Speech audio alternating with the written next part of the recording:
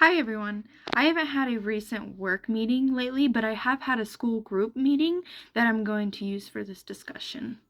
This meeting was yesterday actually, and it involved 4 individuals, including myself, and it is about a simulation that we are currently working together in.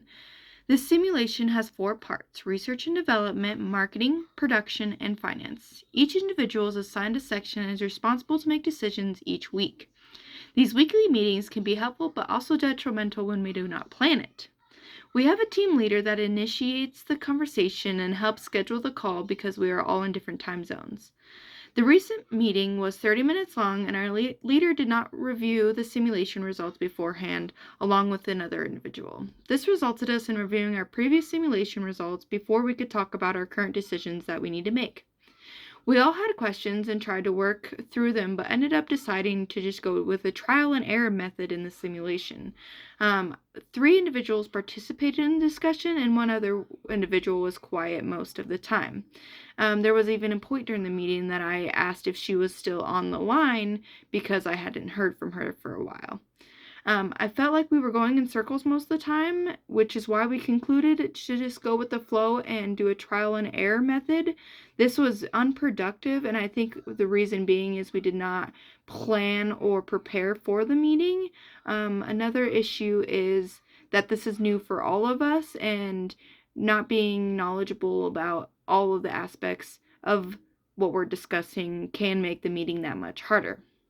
The article I read from Robert Locke's The 12 Secrets to a Super Productive Meeting You Should Know mentioned the 3 things that would have been super helpful for this meeting: plan the agenda in advance, make a meeting shorter, and run the meeting like clockwork.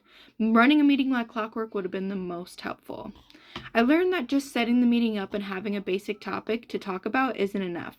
Next week, I'm going to suggest that each of us review the results from the previous week beforehand and make a list of questions and answer them and try to answer them before the meeting, and then running the meeting like clockwork.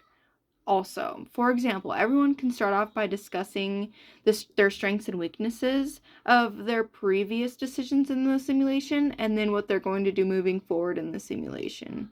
After everyone is discussing each part of their section, we can all jump in and make suggestions, but end on a positive note.